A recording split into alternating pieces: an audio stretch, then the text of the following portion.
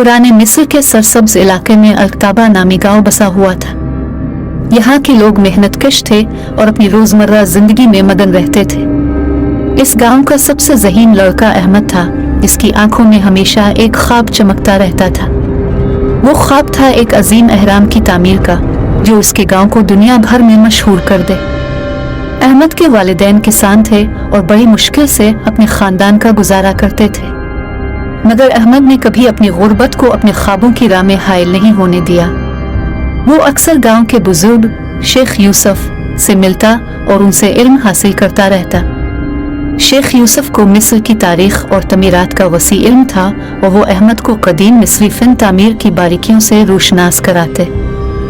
एक दिन अहमद ने शेख यूसुफ से कहा, मैं चाहता हूँ कि मेरा गांव एक दिन दुनिया के नक्शे पर नुमाया हो, क्या आप मेरी मदद करेंगे?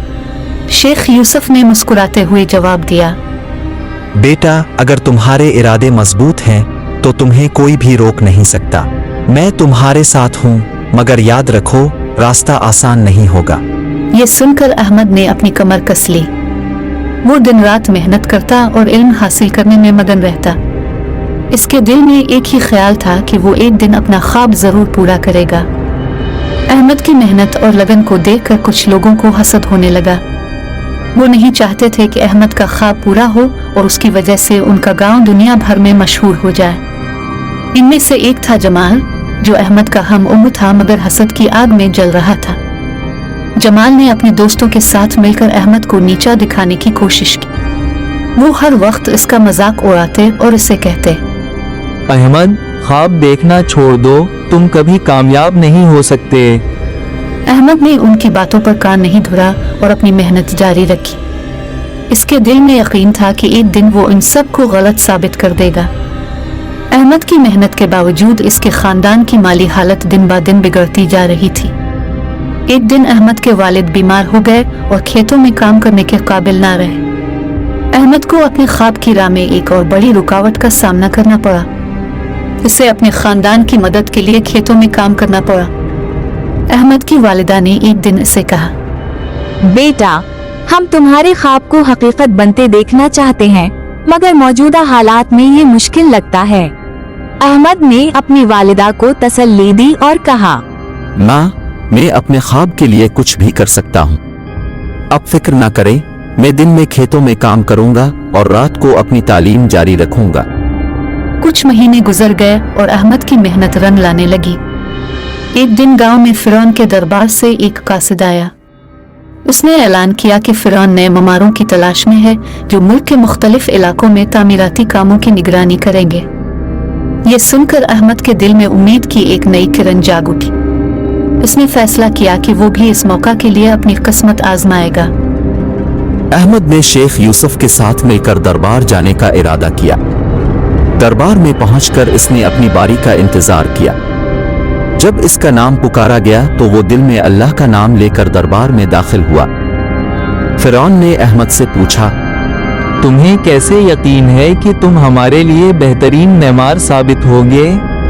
अहमद ने जवाब दिया, मैंने कदीम मिस्री फन तामीर में महारत हासिल की है और मेरा ख्वाब है कि मैं अपने मुल्क के लिए एक शानदार अहराम तामीर करूं।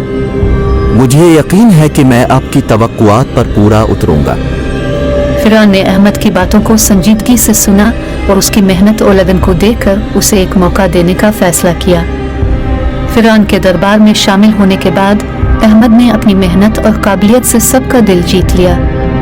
वो दिन रात मेहनत करता और तामीराती कामों में अपनी महारत का मुजाहिरा करता। एक दिन फिरौन ने अहमद को अपने पास बुलाया और कहा, अहमद, तुम्हारी मेहनत से मैं बहुत मुतासिर हूँ। मैं चाहता हूँ कि तुम अपने गांव में भी एक अहराम तामीर करो जो मिस्र की शान व शौकत का मजहर हो। अहमद के लिए लम्हा इसके ख्वाब की तकमील का आगाज था। उसने फौरन अपने गांव का रुख किया और अहराम की तामीर का मंसूबा बनाना शुरू किया। अहमद ने अपने गांव के लोगों को अहराम की तामीर के लिए कायल किया और सब ने मिलकर उसके ख्वाब को हकीकत बनाने का अज़्म किया, मगर जल्द ही उन्हें कई मुश्किलात का सामना करना पड़ा। तामीराती मवाद की कमी, माली वसाइल की कमी और मौसम की सख्तियाँ, ये सब उनके रास्ते में हायल थी।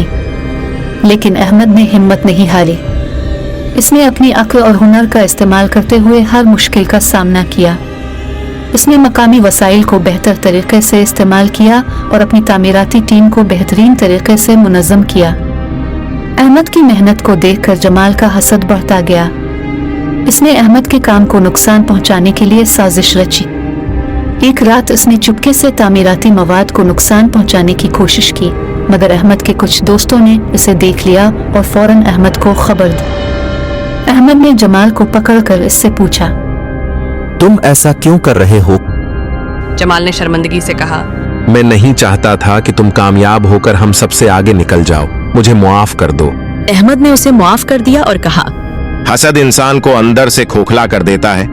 ہمیں مل کر اپنے گاؤں کی بھلائی کے لیے کام کرنا چاہیے، نہ کہ ایک دوسرے کے خلاف۔ جمال نے احمد سے معافی مانگی اور اس کے ساتھ مل کر احرام کی تعمیر میں شامل ہو گیا۔ مہینوں کی محنت کے بعد آخرکار احمد کا خواب حقیقت بن گیا۔ گاؤں میں ایک شاندار احرام تعمیر ہو گیا جو مصر کی شان و شوکت کا مظہر تھا۔ احمد اور اس کے گاؤں کے لوگوں نے جشن منایا اور ان کی محنت کا پھل مل گیا۔ فرعون نے بھی احمد کی محنت کی تعریف کی اور اسے ایک اعزاز سے نوازا۔ احمد کی کہانی مصر بھر میں مشہور ہو گئی اور لوگ اس کی مثال دینے لگے۔ میں نے اپنی ذہانت سے مصنوعی ٹولز کو استعمال کرتے ہوئے ایک خوبصورت ویڈیو بنائی ہے۔ آپ کو یہ ویڈیو کیسی لگی کمنٹ میں ضرور بتائیں۔ ویڈیو اچھی لگی ہو تو ایک لائک کر دیجیے گا اور میرے چینل کو سبسکرائب کر لیجیے گا تاکہ میری آنے والی ہر ویڈیو آپ لوگوں تک پہنچتی رہے۔